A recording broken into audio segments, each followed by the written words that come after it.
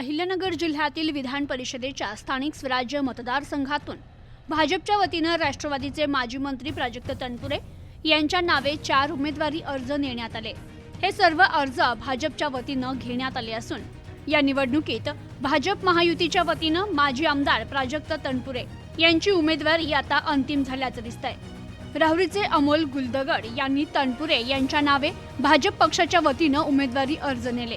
दरम्यान काँग्रेस पक्षाच्या वतीनं देवळाली प्रवरा येथील तुकाराम पठारे यांच्यासाठी अभिषेक ढूस यांनी एक उमेदवारी अर्ज नेलाय, तर शेवगावच्या एका अपक्ष इच्छुकानं देखील आपला उमेदवारी अर्ज दाखल केलाय।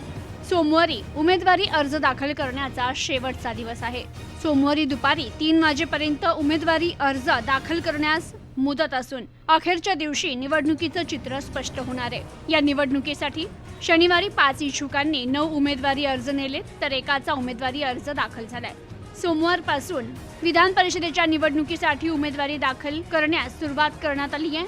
आतापर्यंत 32 इच्छुकांनी 48 उमेदवारी अर्ज नेले, त्यातील अवघ्या 2 अपक्षांचे अर्ज दाखल झालेत। Bureau report, news today 24, Ahilyanagar.